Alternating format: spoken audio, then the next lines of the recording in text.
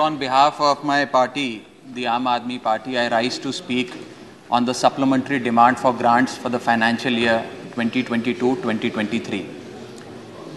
Sir, सरल भाषा में कहूं तो वित्तीय वर्ष की शुरुआत में सरकार को जितना खर्च आवंटित किया गया था वो सारा पैसा खर्च करने के बाद आज अतिरिक्त पैसा मांगने सरकार इस सदन के भीतर आई है। काश ये सुविधा देश के आम आदमी के पास भी होती सर, जो महीने की 25 तारीख को अपना बटुआ खाली देखकर 5 दिन संघर्ष करके 1 तारीख आने की इंतजार करता है। Sir, supplementary demand for grants 2 चीजें में से एक अवश्य दर्शाता है। पहली चीज, क्योंकि सरकार को अतिरिक्त पैसे की जरूरत पड़ी, तो पहली चीज यह है कि जब वित्तीय वर्ष की शुरुआत में सरकार को पैसा चाहिए था तो सरकार ने अपना जो वित्तीय बजट था उसे अंडर एस्टिमेट कर प्रेजेंट किया ताकि वित्तीय घाटे को सुंदर करके उसका सौंदर्यकरण करके दिखाया जाए। अगर यह नहीं है तो दूसरी स्थिति अवश्य होगी कि सरकार ने अपना बजट पूरी तरीके से मिसमैनेज कर दिया। इन दोनों में से यदि कोई एक स्थिति उत्पन्न होगी, उसी में सरकार को एडिशनल पैसे की अतिरिक्त खर्चे की जरूरत पड़ रही है। सर, अतिरिक्त पैसे के लिए सरकार इस सदन के सामने आई है, कोई बात नहीं सर, उस पर चर्चा होगी, लेकिन चर्चा 2 और विषयों पे होनी चाहिए।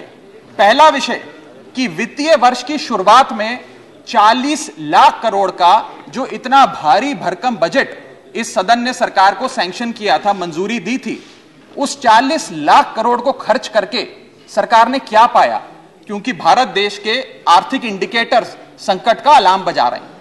और दूसरा, आज से 2-3 महीने बाद यहां से 100 मीटर दूर नॉर्थ ब्लॉक में जहां आने वाले वित्तीय वर्ष का बजट बन रहा है, आज ये बहस मैं चाहूंगा आने वाले वित्तीय वर्ष के बजट की भी नींव रखे।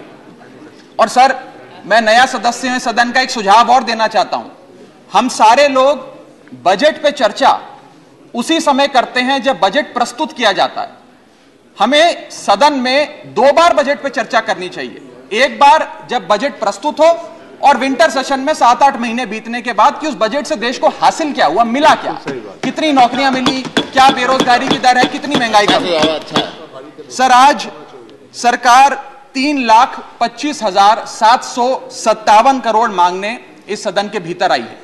मैं माननीय वित्त मंत्री जी का ध्यान ये पैसे सैंक्शन करने से पहले और सदन का ध्यान इस पैसे को अनुमति देने से पहले 8 बड़ी बीमारियां जिससे आज भारत देश की अर्थव्यवस्था पीड़ित है, बीमार है, उसकी तरफ करना चाहता हूं। पहली बीमारी है सर बेरोजगारी। इस सरकार ने चुनावों से पहले वादा किया था, भारतीय जनता पार्टी ने वादा किया था कि हम 2 करोड़ नौकरियां हर वर्ष देंगे। सर, नौकरियां तो नहीं आई, लेकिन इस वित्तीय वर्ष में बीजेपी की सरकार ने बेरोजगारी दर को 45 सालों में सर्वाधिक कर दिया। सर, 45 ईयर हाई पे अनएम्प्लॉयमेंट रेट कर दिया। सर, 2014 में जब बीजेपी की सरकार बनी थी, 2014 में जब इनकी सरकार बनी थी, तब देश का बेरोजगारी दर 4.9% था। जब इनकी सरकार बनी थी तो बेरोजगारी दर 4.9% था। आज 8 साल बाद 2022 में यह बेरोजगारी दर 4.9% से बढ़कर 8% पे आ गया है। 8%। और यह तो ऑर्गेनाइज सेक्टर की बेरोजगारी है। अनऑर्गेनाइज सेक्टर के जॉब लॉसेस, एमएसएमई के कारखाने कितने बंद हो गए, उनका घर बिक गया, कारखाने बंद हो गए, उसका तो हिसाब ही सरकार के पास नहीं है। अभी कुछ ही समय पहले लोकसभा में जवाब देते हुए वित्त मंत्री जी ने देश को बताया कि कुल 22 करोड़ आवेदन पत्र भारत सरकार के पास नौकरी मांगने के लिए आए। उन 22 करोड़ आवेदन पत्रों में से आपको जान के चंबा होगा, सरकार ने मात्र 7 लाख लोगों को नौकरी दी। सर, 22 करोड़ आवेदन पत्र के मुकाबले 7 लाख लोगों को नौकरी। सर, हम लोग छाती चौड़ी कर कहते हैं कि हम युवा देश हैं, हम युवाओं का देश है, हमें अपने डेमोग्राफिक डिविडेंड पे गर्व है, फक्र है। सर, भारत का डेमोग्राफिक डिविडेंड बेरोजगारी के तले दबता जा रहा है, सड़कों पे लाठियां खा रहा है और भारत सरकार डेमोग्राफिक डिविडेंड को डेमोग्राफिक डिजास्टर में तब्दील करती जा रही है। सर, ये सच्चाई है आज। सर, मैं आपको बताना चाहूंगा कि यह सरकार जिसने देश को युवाओं को घर पे बिठाने का काम किया, इसका नारा बदल के हो गया है हर घर बेरोजगार। यही है आज की भाजपा सरकार। सर, मैं दूसरी बड़ी बीमारी जो इस भारत की अर्थव्यवस्था को लगी है उसकी तरफ आपका ध्यान आकर्षित करना चाहूंगा। दूसरी बड़ी बीमारी है सर इन्फ्लेशन, यानी कि महंगाई। इन्फ्लेशन को कहा जाता है sir, inflation is taxation without legislation. वो महंगाई जो सरकार कानून लाए बिना जनता पे थोप देती है सर। आज भारत की महंगाई इस वित्तीय वर्ष में 30 सालों में सर्वाधिक थी सर, 30 ईयर हाई पे, जहां भारत की थोक महंगाई 12 से 15% के आसपास घूम रही है और खुदरा महंगाई 6 से 8% के आसपास घूम रही है। वादा किया था सर आय बढ़ाने का, आय तो बढ़ी नहीं, महंगाई बढ़ गई। और सर बढ़ती महंगाई और घटती कमाई के चलते आज देश को आधार कार्ड की नहीं उधार कार्ड की जरूरत पड़ रही है। देश के आम आदमी को उधार कार्ड की जरूरत है। और सर आज इस बहस को सुन रहे भारत देश के करोड़ों लोगों को मैं कहना चाहूंगा कि यह सरकार आप सबको गरीब कर रही है। गरीब सिर्फ वो नहीं सर जो सड़क पे कटोरा लेकर भीख मांग रहा है, हम सब गरीब हो रहे हैं। गरीब इसलिए हो रहे हैं कि हमारी आमदनी नहीं बढ़ रही, लेकिन महंगाई बढ़ती जा रही है। सर मैं उदाहरण देता हूं, एक शख्स जो 20,000 रुपए महीने के कमाता था और 18,000 रुपए खर्च करता था, वो महीने का 2,000 रुपए बचाता था। आज उसकी आमदनी 20 की 20 है, 20,000 है, लेकिन खर्चा 18,000 से बढ़कर 25,000 करोड़ हो गया। यानी कि 20,000 की आमदनी, 25,000 का खर्च, 5,000 रुपए की नुकसान का खामियाजा का कर्जा देश का एक एक आदमी भुगत रहा है। सर मैं बताना चाहूंगा, सुनिए मेरी बात ध्यान से। जब 2014 में महंगाई का आलम देखिए सर, 2014 में जब यह सरकार बनी थी तो पेट्रोल 55 रुपए प्रति लीटर पे बिकता था, आज पेट्रोल 100 रुपए प्रति लीटर पे बिकता है। डीजल 45 लीटर पे बिकता था, 45 रुपए प्रति लीटर, वो डीजल आज 90 रुपए प्रति लीटर पे बिक रहा है सर। एक गैस का सिलेंडर 400 रुपए का मिलता था बाजार में 2014 में जब इनकी सरकार आई थी, आज वो गैस का सिलेंडर 1100 रुपए का हो गया सर, 1100 रुपए का। दूध 1 लीटर 36 रुपए का मिलता था, दूध आज 60 रुपए प्रति लीटर हो गया है। और सर सीएनजी 40 रुपए प्रति यूनिट प्रति केजी मिला करती थी, आज वो सीएनजी 80 रुपए प्रति यूनिट मिलती है सर। इस सदन में सर जब प्याज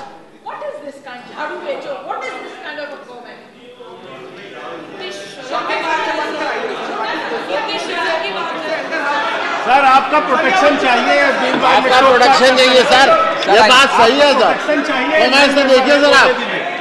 चलो बोलो सर, बोलो, चलो बोलो बोलो बोलो sir sir sir sir sir जब देश में, I am not yielding but sir, इस देश में जब प्याज के दाम 100 रुपए प्रति केजी के ऊपर हो गए और इस सदन में हंगामा हुआ तो माननीय वित्त मंत्री जी ने कहा कि मैं प्याज नहीं खाती, तो मुझे उनके भाव से, प्याज की कीमतों से कुछ लेना देना नहीं है। ये मेरा विश्वास है सर कि माननीय वित्त मंत्री जी आटा, चावल, दाल, दूध, दही, पनीर तो अवश्य खाती होंगी, क्योंकि इन सब के भाव बढ़ गए। जीएसटी लगा लगा के इन्होंने देश की थालीनॉमिक्स, फूड इन्फ्लेशन को बिगाड़ दिया। आटा, दाल, चावल, दूध, दही, सबके रेट आज स्काई रॉकेटिंग है सर, आसमान छू रहे हैं। और भारत की फूड इन्फ्लेशन 10% से लेकर 17% के बीच पूरे वित्तीय वर्ष में मंडरा रही है। ये हालात हैं सर भारत की थालीनॉमिक्स की।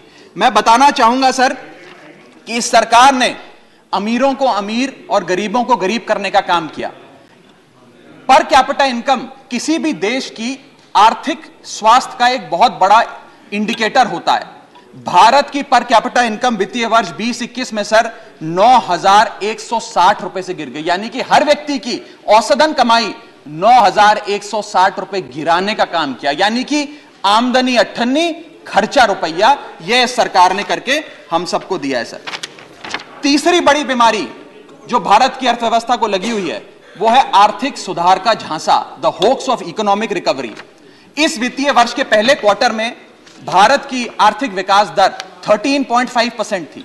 दूसरा क्वार्टर आते आते, जिसे फेस्टिवल क्वार्टर कहते हैं, जिसमें बड़े बड़े त्योहार आते हैं, जिसमें खपत भी बढ़ती है, उत्पादन भी बढ़ता है, मांग भी बढ़ती है, उस क्वार्टर में आर्थिक विकास दर 13.5% Q1 के मुकाबले गिरकर 6.3% पे आ गई सर, यानी कि आधी हो गई। और अगर आप पिछले साल के क्वार्टर सेकंड से दूसरी तिमाही से कंपेयर करें तो क्वार्टर ऑन क्वार्टर 2021 में 8.4% दूसरी तिमाही की ग्रोथ थी, और इस बार इस क्वार्टर में जो अभी समाप्त हुआ 6.3% है, यानी कि भारत की आर्थिक विकास दर घटती जा रही है। और मुझे बड़े दुख से कहना पड़ रहा है कि जब वित्त मंत्री जी फरवरी में वित्तीय वर्ष 23-24 का बजट प्रेजेंट करेंगी, तब भारत की चौथी तिमाही की आर्थिक विकास दर 5% से भी नीचे होगी, which is unprecedented in recent time sir. यह भारत की इकोनॉमिक ग्रोथ की हालत है। और यह वर्ष तो जो बीत गया, इस वर्ष तो आपने आर्थिक जो विकास दर था उसकी ऐसी तैसी कर दी। अगले साल के आर्थिक विकास दर के आंकड़े सुनिए। सरकार चाहती है हम 8% पे आगे बढ़ें। वर्ल्ड बैंक कहता है वित्तीय वर्ष 23-24 में हम मात्र 6% पे ग्रो करेंगे। क्रिसिल कहता है हम 6% पे ग्रो करेंगे। ओईसीडी कहता है हम 5.7% पे ग्रो करेंगे। गोल्डमैन सैक्स कहता है हम 5.3% पे ग्रो करेंगे, और आईएमएफ कहता है हम 5.1% पे ग्रो करेंगे। यानी कि भारत की अर्थव्यवस्था में ऊपर जाने की बजाय हमारी व्यवस्था नीचे आ रही है सर। चौथी और एक बड़ी बीमारी जो भारत की अर्थव्यवस्था को लगी है वो है द डेट क्राइसिस। भारत सरकार की देनदारी, भारत सरकार पे चढ़ा बहुत बड़ा कर्ज। सर 1947 से लेकर 2014 तक, यानी कि इन 67 सालों में कई पार्टियों की सरकारें रहीं, केंद्र में कई पार्टियों ने शासन किया। इन 67 सालों में तमाम पार्टियों की सरकारों ने मिलकर कुल कर्जा 55 लाख करोड़ का लिया था, और बीते 8 सालों में 2014 से 2022 में इस बीजेपी की सरकार ने कुल कर्जा 85 लाख करोड़ रुपए लिया। यानी कि एक तरफ 67 सालों का, बीते 67 सालों का 55 लाख करोड़ का कर्जा, और इस सरकार ने अकेले 8 सालों में 85 लाख करोड़ रुपए का कर्जा ले लिया। मैं पूछना चाहता हूं इनसे कि ये तो मुफ्त की रेवड़ी भी नहीं बांटते, ये तो मुफ्त की रेवड़ी में भी विश्वास नहीं रखते, तो फिर इनका कर्जा इतना कैसे बढ़ता जा रहा है? ये पैसा जा कहां रहा है, किसकी जेब में जा रहा है? दोस्तवाद की नीति के तहत कौन से इनके दोस्त हैं जिन्हें फायदा पहुंचाया जा रहा है? ये मैं पूछना चाहता हूं सर 2014 में जब भाजपा की सरकार बनी तो government debt to GDP ratio 40% था, मात्र 40%। आज government debt to GDP ratio इस देश में 90% छू रहा है सर, 90%। और इस देश की डेट की स्थिति बढ़ाकर 1,55,000 करोड़ का कुल कर्जा इस देश ने लिया सर। पांचवी बीमारी जो भारत की अर्थव्यवस्था को लगी हुई है, पांचवा बड़ा रोग, किसानों का संकट। सर मैं बताना चाहूंगा कि बड़े बड़े उद्योगपतियों के, अपने दोस्तों के बड़े बड़े लोन्स इन लोगों ने माफ कर दिए, लेकिन भारत देश के किसान की जो कर्जा था, जो डेट था, वो पिछले 8 सालों में 53% बढ़ा है, कम नहीं हुआ सर, 53% इंक्रीज हुआ है, जिसके चलते आज एवरेज फार्मर डेट, पर फार्मर डेट इस देश की 74,000 रुपए, यानी कि 74,000 रुपए का कर्जा आज देश के हर किसान के सर पर है सर। अगर किसान अपना कर्ज का भुगतान नहीं करता तो उसके नाम के नोटिस चिपकाकर किसान की बदनामी करती है यह सरकार, और बड़े बड़े उद्योगपति जो लाखों करोड़ रुपए डकार गए उन्हें बिजनेस क्लास में बिठा के देश से रवाना करती है सर ये सरकार। सर आज हमारा देश का अन्नदाता, देश का किसान जो हमारा पेट भरता है, जो हमें खाना देता है सर, आज वो जहर खाने को मजबूर हो गया है। एनसीआरबी का डेटा बताता है कि वित्तीय वर्ष 21-22 में 10,851 किसानों ने आत्महत्या करी। यानी कि इस देश में औसत रोज के 30 किसान आत्महत्याओं की आती है, 30 किसान रोज इस देश में आत्महत्या कर रहे हैं। हम आजादी का अमृत महोत्सव मना रहे हैं, and 30 farmers per day in this country commit suicide sir. मैं अपने ट्रेजरी बेंचेस पे बैठे मित्रों को यह भी कहना चाहूंगा कि किसान भोला है, भुलक्कड़ नहीं है। वो ये नहीं भूला कि 1 साल आपने उसे खुले आसमान में सड़कों पे आंदोलन करने के लिए उतारा था, जिसमें 800 से ज्यादा किसानों की शहादत हुई सर। और सर किसानों के बारे में मैं एक आपको बड़ी महत्वपूर्ण जानकारी देना चाहता हूं। किसानों की आय दुगनी करने का वादा सरकार ने किया था कि हम बढ़ाएंगे और दुगनी करेंगे। आय दुगनी करना तो छोड़ दीजिए, स्टैंडिंग कमेटी ऑन एग्रीकल्चर की रिपोर्ट बताती है कि 4 से ज्यादा राज्यों में आय बढ़ाना तो दूर, 30% किसानों की आय घट गई सर, बढ़ाना तो दूर की बात। आय किसान की घटाने का काम इन लोगों ने किया, और एक ऐसे दौर में जब भारत की रूरल इन्फ्लेशन भारत की अर्बन इन्फ्लेशन से ज्यादा है, यानी कि गांव में रहना महंगा है शहरों के मुकाबले। सर मैं छठी बीमारी पे आता हूं। जो छठी बीमारी भारत की अर्थव्यवस्था को लगी हुई है सर, वो है प्राइवेट सेक्टर इन्वेस्टमेंट में गिरावट। दो बड़े फायदे इस सरकार ने कॉर्पोरेट जगत को दिए। पहला, कॉर्पोरेट टैक्स कम करके 30% से घटाकर 22% कर दिया, जिसमें 1.5 लाख करोड़ का फायदा 1.5 लाख करोड़ का फायदा कॉर्पोरेट्स को दिया, और सरकार का हर साल का 1.5 लाख करोड़ का नुकसान कराया। और दूसरा बड़ा फायदा, अपने दोस्तों के उद्योगपतियों के पिछले 5 वित्तीय वर्षों में 10 लाख करोड़ रुपए राइट ऑफ कर देने, वो माफ कर देने। ये दो बड़े फायदे उन्होंने रियायतें। Honourable member, you have twice made observations अपने दोस्तों के। I have taken note of it. These are one second. Can't you keep your seat? Honorable member Jaya Bachchan raised a very important issue. I wanted to reflect to it after you had concluded, but since you have continued with the two indiscretions, you need to be careful about it. Okay. Everything which you say here leads to consequences. As regards what the honorable member said, if someone is speaking, where is the occasion to make a shouting of that kind? I deprecate this, whether it is from this side or that side. Thank you, sir. Everyone is entitled to patient hearing, and let us not show aggression except in our thought process. Both sides are there. So be careful about it. Go ahead. Sir ये दो फायदे पहुंचाने के बाद, corporate जगत को फायदे पहुंचाने के बाद, जब सरकार से पूछा गया कि आपने ये फायदे क्यों दिए, तो सरकार कहती है इससे रोजगार उत्पन्न होगा। रोजगार तो उत्पन्न हुआ नहीं सर। भारत में आज बेरोजगारी की दर 45 साल में सर्वाधिक है। दूसरा, इन्होंने कहा कि वस्तुएं सस्ती हो जाएंगी बाजार में। महंगाई की दर 30 साल में सर्वाधिक है, महंगाई भी कम नहीं हुई। और तीसरी चीज जो सरकार हमें बताती है कॉर्पोरेट जगत को ये फायदे देने के लिए, कि प्राइवेट निवेश इस देश में बढ़ेगा। सर मैं आपको बता दूं कि प्राइवेट निवेश Q1 फाइनेंशियल ईयर 22-23 में 20% से घटा है। प्राइवेट इन्वेस्टमेंट 2022 के अगर आप आंकड़ों की बात करें तो 22% से गिरी है। फॉरेन इन्वेस्टमेंट 59% से घटा है। और GFCF, जिसे ग्रॉस फिक्स्ड कैपिटल फॉर्मेशन कहते हैं, जो इंडस्ट्री का इन्वेस्टमेंट होता है, जो इंडस्ट्री फिक्स्ड कैपिटल में इन्वेस्ट करती है, वो वित्तीय वर्ष 19-20 से लेकर आज तक लगभग सारे क्वार्टर्स में गिरता गया, 1-2 क्वार्टर छोड़ के।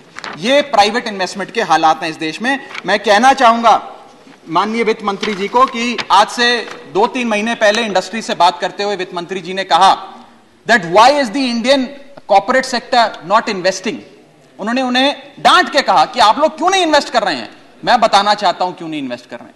इन्वेस्टमेंट रियायतें देने से नहीं आती, इन्वेस्टमेंट डिमांड क्रिएट करने से आती है। आपको मार्केट में मांग क्रिएट करनी पड़ेगी। जब मांग क्रिएट होगी तो उत्पादन भी होगा और खपत भी होगी।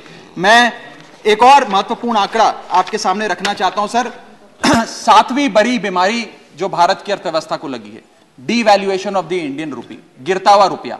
सर आज हम आजादी का अमृत महोत्सव बना रहे हैं और सरकार ने आजादी के अमृत महोत्सव वाले साल में रुपये को मार्गदर्शक मंडल में डाल दिया है। सर रुपया 82 रुपये हो गया है। जब ये सरकार बनी थी तो रुपया 60 रुपये। सर खत्म करने दीजिए। Is my maiden speech sir please. Sir maiden speech sir is my maiden sir 2014 में सर 2014 में $1 जब इनकी सरकार आई थी वो 60 रुपए का मिलता था सर। आज $1 82 रुपए का हो गया। ये सरकार कहा करती थी, कई बड़े नेता इनके दिग्गज कहा करते थे कि जब रुपया गिरता है तो भारत की साख गिरती है, भारत की प्रतिष्ठा गिरती है। आज तो सर लगता है कि साख, प्रतिष्ठा और रुपया सब न्यूनतम स्तर पे आ गया सर। मैं आपको यह भी बताना चाहता हूं सर कि कोई भी अर्थशास्त्री आपको यह बताएगा कि जब रुपया गिरता है तो भारत के एक्सपोर्ट बढ़ते हैं और बढ़ने चाहिए भी सर। क्यों बढ़ते हैं? क्योंकि मान लीजिए कोई बहुत बड़ा बायर अमेरिका में बैठा है, वो भारत की एक वस्तु $5 पे खरीदता था, आज क्योंकि डॉलर मजबूत हो गया, रुपया कमजोर हो गया, वो वस्तु $3.5 में उसे मिल जाती है, तो वो ज्यादा ऑर्डर देता है, भारत के एक्सपोर्ट बढ़ते हैं। लेकिन आज एक बड़ी चौंका देने वाली स्थिति इस देश में है कि रुपया तो गिर रहा है, डॉलर मजबूत हो रहा है, लेकिन भारत के एक्सपोर्ट्स भी गिर रहे हैं। और एक्सपोर्ट्स क्यों गिर रहे हैं, यह मैं सवाल भारत की वित्त मंत्री जी से पूछना चाहता हूं। इस ईयर ऑन ईयर आंकड़ों की हम बात करें अक्टूबर 2022 की, तो 16.7% से भारत के एक्सपोर्ट्स कॉन्ट्रैक्ट हुए सर, यानी कि रुपया भी गिर गया और भारत के एक्सपोर्ट्स भी गिर गए। ना खुदा मिला ना विसाले सनम, ना इधर के रहे ना उधर के रहे। सर, 8वीं बड़ी बीमारी जो भारत की अर्थव्यवस्था को लगी है वो है the failure of the startups. पूरे देश में, पूरी दुनिया में घूम घूम कर सरकार के बड़े नेताओं ने कहा कि भारत अब एक स्टार्टअप नेशन बन गया है, दुनिया में भारत अब दुनिया की स्टार्टअप कैपिटल बोला जाएगा। मैं बताना चाहता हूं सर, क्या कभी वित्त मंत्री जी ने मुड़ के भारत के स्टार्टअप्स की हालत देखी? आज भारत में 10% से भी कम स्टार्टअप्स अपनी 5वीं सालगिरह पूरा करते हैं। ईयर ऑन ईयर 37% का डिक्लाइन स्टार्टअप में इन्वेस्टमेंट में है। और अनअकैडमी हो, ओला हो, कार्स 24 हो, वेदांतु हो, बाइजूस हो, मीशो हो, चार्ज भी हो, उड़ान हो, ये सारे बड़े स्टार्टअप्स, जो ये बड़े बड़े स्टार्टअप्स जिन्हें हम न्यू इंडिया की न्यू इकोनॉमी कहकर पूरे विश्व में प्रचारित करते हैं, इन सारे स्टार्टअप्स ने नौकरियां से लोगों को निकालकर हजारों लोगों को बेरोजगार करने का काम किया। सर, मैं आता हूं डिमांड फॉर ग्रांट्स पर, सप्लीमेंट्री डिमांड फॉर ग्रांट्स। ये मैं पढ़ रहा था सर, 3,25,757 करोड़ सरकार ने मांगे हैं।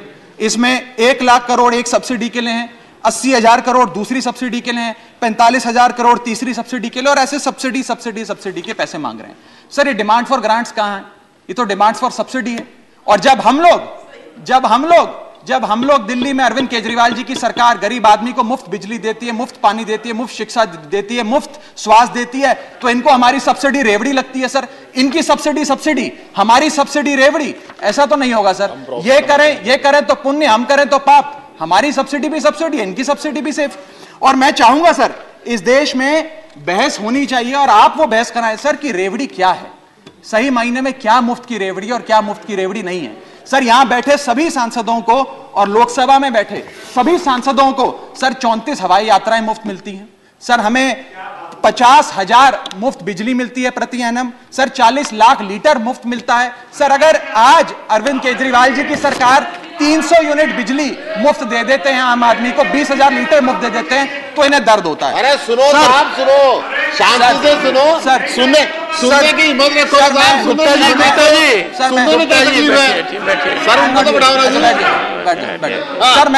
सर मैं बताना चाहूंगा इस देश के, मैं महत्वपूर्ण आंकड़ा दे रहा हूं सर, इस दुनिया में, बस कंक्लूड कर रहा हूं सर, ओवर सर, इस दुनिया,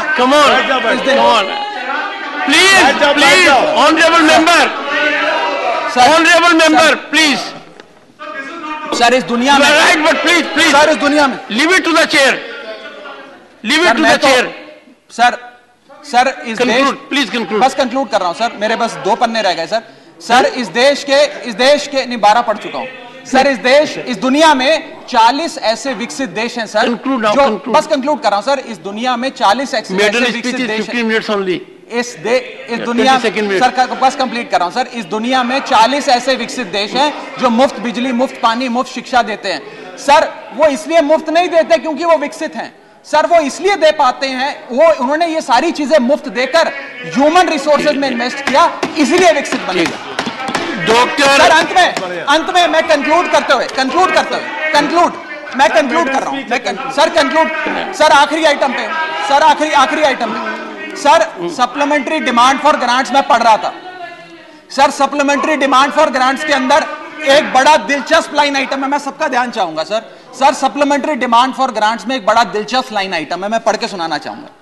for purchase of land and ready built office accommodation for the enforcement directorate 30 crore rupees. Sir, खाली 30 करोड़ रुपए ईडी के लिए। इनका बेस्ट परफॉर्मेंस देने वाला विभाग है, सारे नेताओं को जेल में डाल दिया। इसके लिए तो 30 लाख करोड़ लेना चाहिए, खाली 30 करोड़ से बात नहीं बनेगी। इनको 3 लाख करोड़ लेकर ईडी के थाने हर गली मोहल्ले में खोलने चाहिए और किसी मोहल्ले में कोई विपक्ष का नेता ना बचे, सबको जेल में डालने का काम करना चाहिए sir.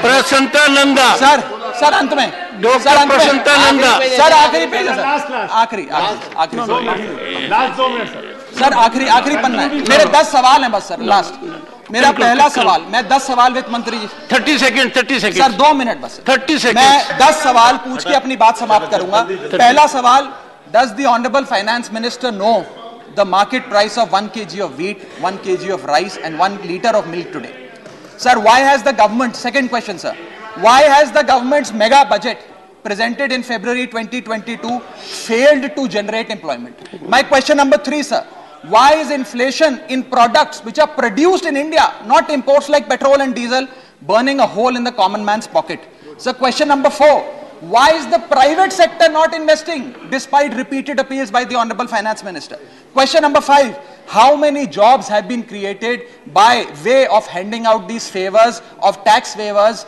and debt waivers to the corporate India question number 6 why is there a tremendous meltdown in India's new economy that is the startup economy question number 7 how long before the rupee regains its value sir or is the government working towards hitting a century with the value of the Indian rupee so question number 8 if the rupee is weakening exports should rise exports are the second engine of our economy why are the exports falling question number 9 given the sad plight of Indian economy where the growth rate is lesser than the inflation rate has India formally entered stagflation conclude. and my last question is when will the government reduce